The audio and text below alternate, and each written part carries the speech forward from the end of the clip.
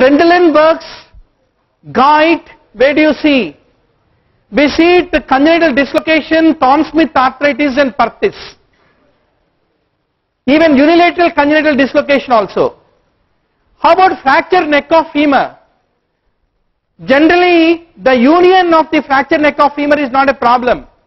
Only if there is a malposition, coxa vara will occur, and when coxa vara occur, there is a weakening of the adductor muscle which lead to the development of Trendelenburg gout. So it is a malunion leading to coxa vara leads to Trendelenburg. Was it malunion or non-union given? Non-union. So it is a malunion which should lead to coxa vara, then lead to development of Trendelenburg positivity. How many answered unilateral CDH?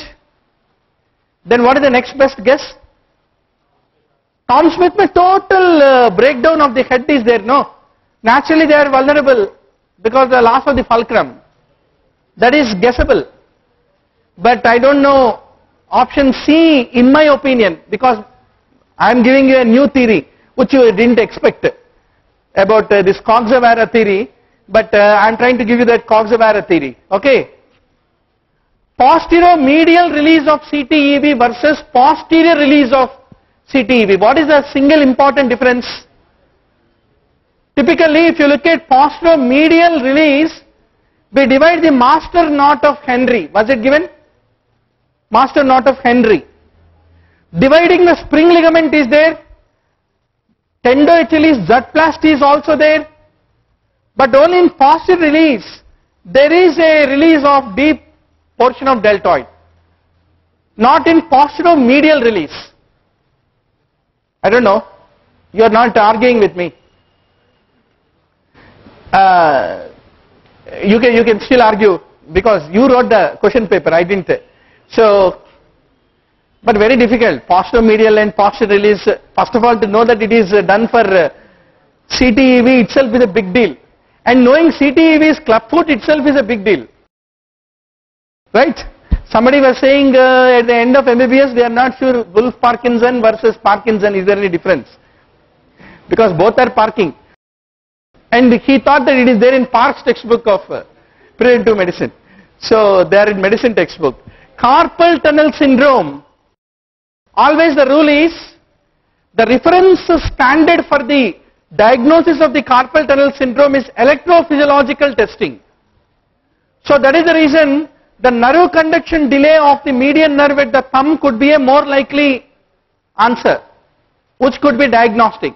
But generally carpal tunnel syndrome is a what kind of diagnosis? Clinical diagnosis, supplemented with few conduction studies, because everybody's hand, if you do conduction studies, some latencies and decrease or changes in amplitude of the signals will be there.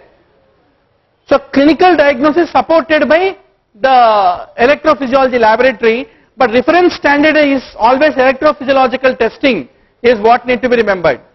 Most common site for spinal TB, you all agree? Paradiscal tuberculosis.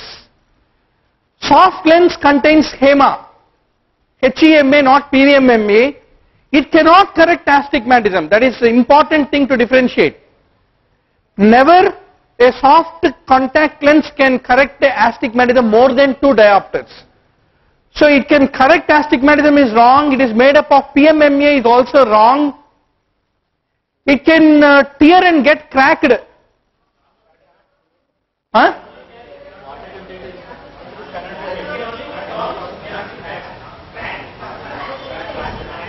It cannot get cracked was the option, huh?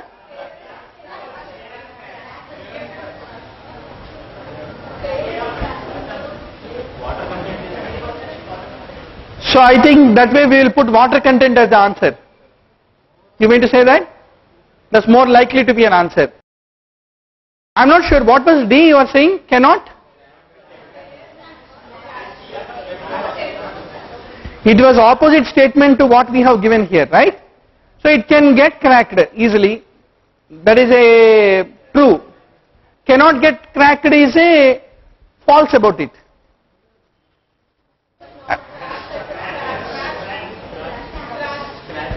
Scratched? Huh? Ah, that is much more. It cannot be scratched was the option. I suffer from sensory neural deafness, and you are giving a very sonorous answer. So, acha, it cannot be scratched. Any contact lens can be scratched if you have nails. So that's the reason. Then in that case, examiner is seriously interested about this water problem. Huh? I hope that option A then should be the answer. Anyway. I also prepared a scratched lens for you. Scratch in a soft lens from a sharp fingernail is very, very common problem. Well recognized. It cannot be scratched is wrong. Definitely no. So then water problem. Then this is another example. If it is a hard lens, you are a tennis player, you are striking one stroke, then it can get displaced. Soft lens does not. That is an advantage of the soft lens. Okay. Now Y-shaped suture. Lovely question. Inverted Y, Oh my God. Because Y-shaped is anterior, inverted Y should become then posterior. Agreed? Then the answer should change that, but definitely it is between fetal nuclei and infant nuclei. There is one adult nuclei.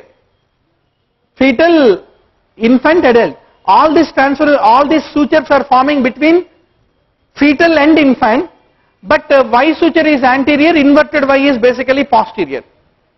So I think then the option answer should become D.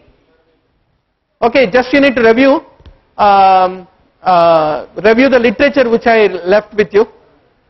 Vortex keratopathy is not seen in the case of the copper, but seen in amiodarone, chloroquine and Fabry, indomethacin, chloropromazine, meperidine. Any of them can be basically responsible. Leprosy has no special form, whereas everything else has got a form. One is snowflake, another is sunflower. So many types are there, no? I am not sure about this question of orbital mass extracranial ocular extension. We will come back at the end. Open angle glaucoma, how many answer it as a Jerram screen? Jerram, you answered Jerram. But the point is Humphrey's perimeter reveals the earliest glaucomatous changes, making it as the answer, Humphrey. Then invert turning of the lower eyelids make it trichiasis. But I am only worried, cornea not affected, was it there in the frame? Because cornea is affected by the invert turning. And all the four will affect cornea among these options. So I think we need to bank more on the invert turning, which is trichiasis basically. Then what is dystrichiasis? It is growing of the lashes from the orifices of the meibomian glands on the lamellar plate, lamellae of the tarsal plate basically. So this is an example of dystrichiasis. This is an example of invert turning of trichiasis.